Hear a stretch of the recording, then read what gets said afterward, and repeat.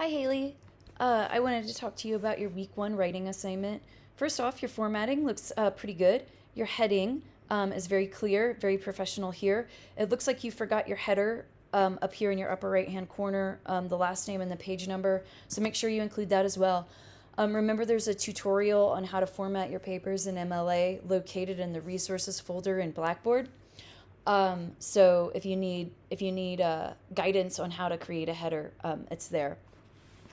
In terms of your summary, I think that you understand Orwell's main point. I think that down here, I think that you're right, uh, where you say the author does not agree with hanging the prisoner. He's trying to prove a point that life shouldn't be taken away with little to no thought.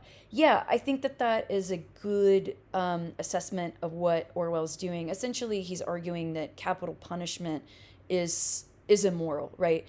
So just as we say that murder is immoral, Orwell's saying even it doesn't matter if it's a guy on a street killing someone else or if it's state sanctioned murder, it's still immoral. So I think that you got the overarching main idea. What I want you to pay attention to is how you are expressing this to the audience. So there are some sentences in here that I would consider awkward. And what I mean by awkward is they have a promising idea, but the idea is not fully apparent to the reader, right?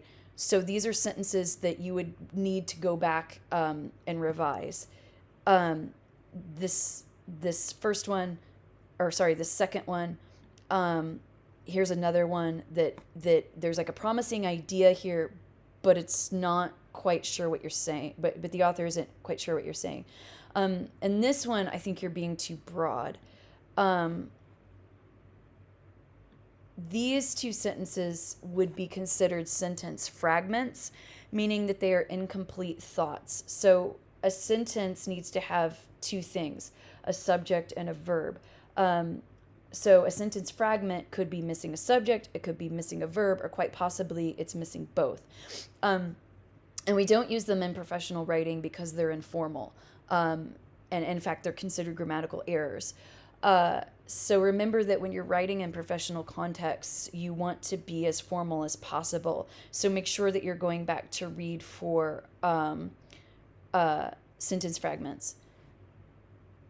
This sentence here is another example, I think, of being a little bit too awkward because it's too broad. So you say, I'm not sure if the author is trying to show remorse here because in the end he is just laughed at. Um, I It's unclear if you mean that the prisoner is being laughed at or if the author is. So the author is not, no one laughs at the author, right? However, the narrator along with the other guards are laughing at the behavior of other prisoners when they are frightened on their way to the gallows, like how they act when they're about to be hanged. But this reads as though you're saying that the author is laughed at, but that isn't the case, right? That's something that doesn't happen in the story. So again, you want to make sure that the ideas that you're expressing, number one, that they're true to the story, and number two, that the writer can follow them with ease. Then towards the end, you can see that you've got a little bit of editing to take care of here, right? Microsoft is flagging some errors. Let's talk about what's going on here. Essentially, you're writing contractions without punctuating them correctly. However, in professional writing, you don't want to use contractions because they're a little bit too informal, right? So instead of saying he's, you want to say he is. Instead of saying shouldn't, you want to say should not. So I think that you have a solid understanding of what Orwell is saying. Really, this essay just needs it needs some polishing, right, in terms of cleaning up those contractions, but it also needs some sentence level revision for those sentence fragments and those awkward sounding sentences. However, like I said, I think that you have the right idea. I think that you have a good handle on the on the story. I think what you want to do is after you write, read your submission out loud to yourself, right? And if you hear those kind of awkward or vague sounding sentences, know that the reader's not going to be able to follow your ideas with ease. So those are sentences that you want to go back and try to revise before you submit them. And so my suggestion on that is, ask yourself, well, how would I express this idea to a friend, right? So if you were talking to a good friend, how would you explain, right, the setting of the story or that main plot, right? Which is what I think you're trying to do in these two sentences.